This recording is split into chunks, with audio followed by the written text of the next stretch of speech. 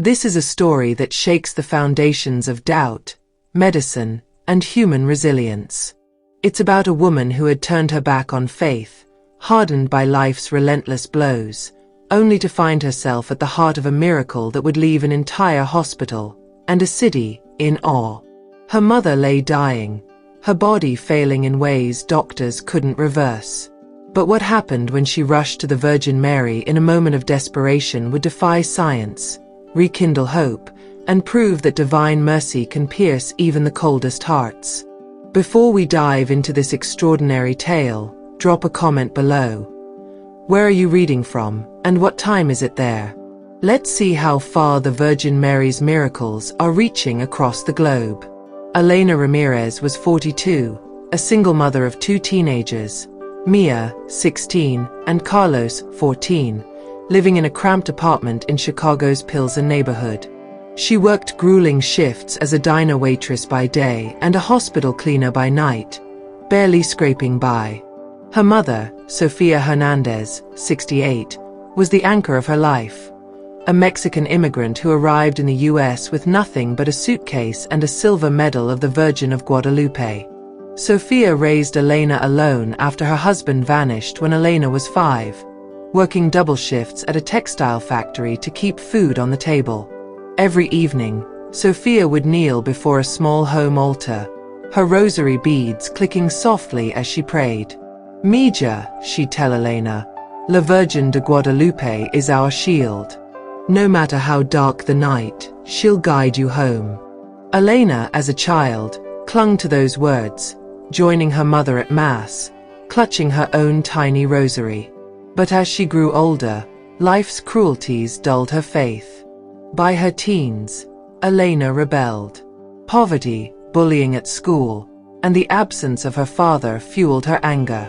She stopped praying, tossed her rosary into a drawer, and distanced herself from the church. At 20, she married Javier, a charming but unreliable man who left her with 2 kids and a mountain of debt by 25. Elena became a survivor, her heart hardened against hope, God, or miracles. "If God's real," she'd mutter, "he forgot about us a long time ago." Sofia never pushed, just kept her quiet prayers, her Virgin of Guadalupe medal always tucked into her blouse. "One day, Mija," she'd say softly, "you'll find your way back." The crisis. The turning point came on April 12, 2022, a rainy Tuesday that would change everything. Sofia was in her apartment, preparing tamales for Easter, when she collapsed, clutching her head. Elena, alerted by a neighbor, rushed her to St. Mary's Hospital, a sprawling urban facility known for its cutting-edge care.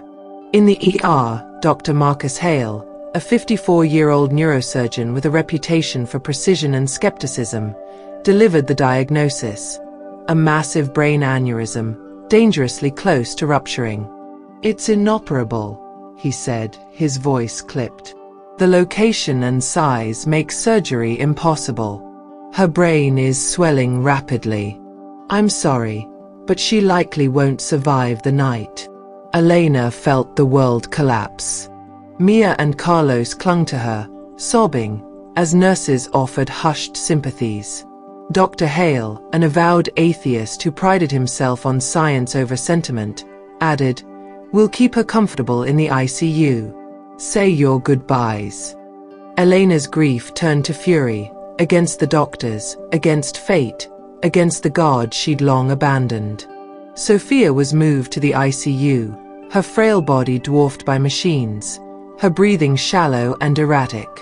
Elena sat by her bedside, holding her hand, the weight of unspoken apologies crushing her. She hadn't been the daughter Sofia deserved. Too busy, too angry, too distant. Around 11 p.m., unable to bear the sterile hum of the ICU, Elena wandered the halls, her mind a storm of regret. That's when she saw it. A small wooden door at the end of the corridor, marked Chapel. Above it, a simple cross glowed faintly under fluorescent lights. Something stirred in her, a memory of Sofia's voice, her mother's unwavering faith.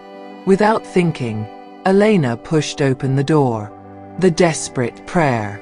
Inside, the chapel was a quiet haven, lit by flickering candles.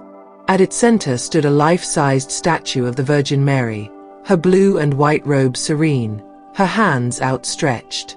A small plaque read, "Our Lady of Guadalupe, Patroness of the Americas." Elena collapsed at the statue's feet, tears streaming down her face. "Please," she whispered, her voice raw. "I don't know if you're real. I've doubted you my whole life. But my mom, she believes. She's always believed.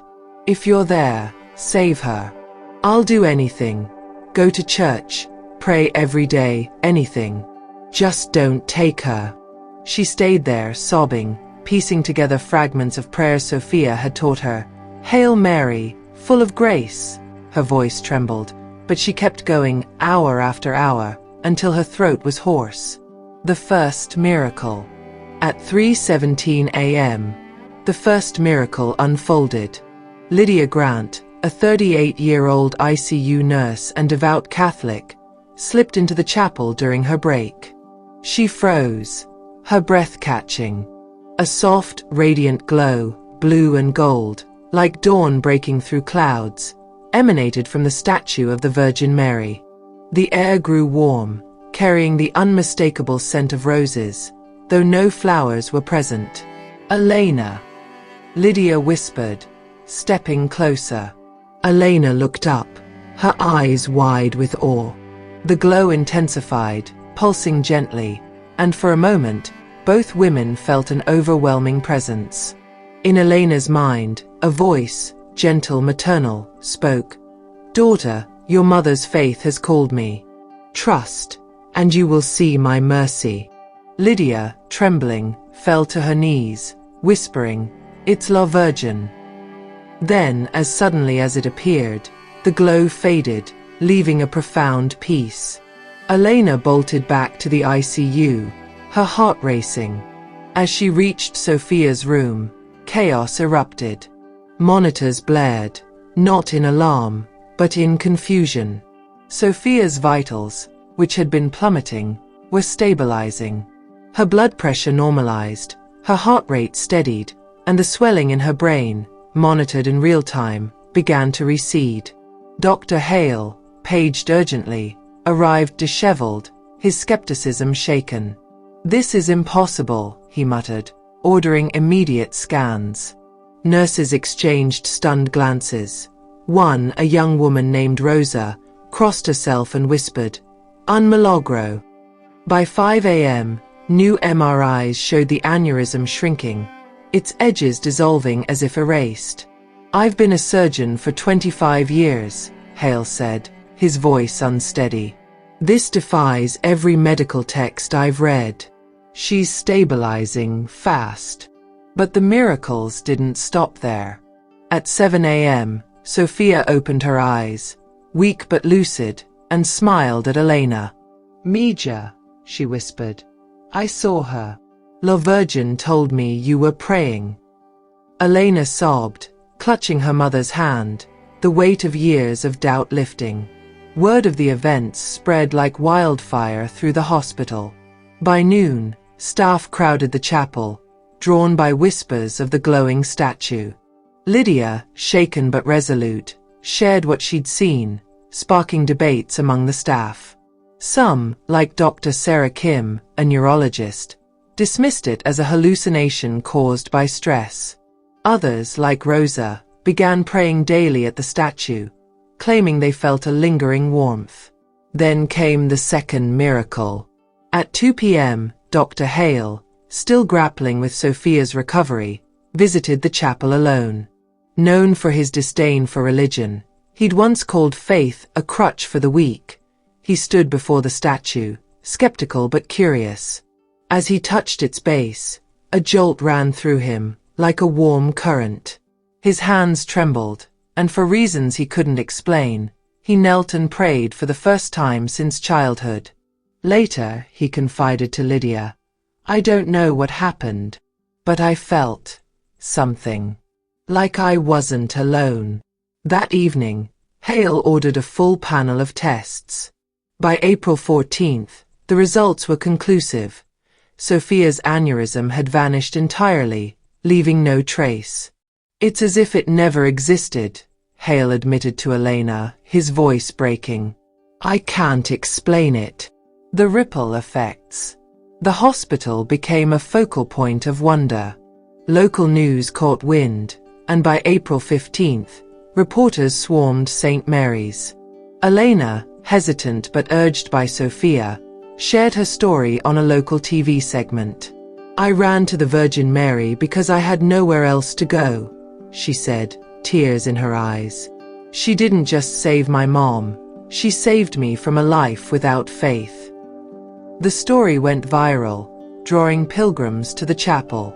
Some claimed the statue emitted a faint rose scent at night. Others reported feeling peace or seeing soft lights.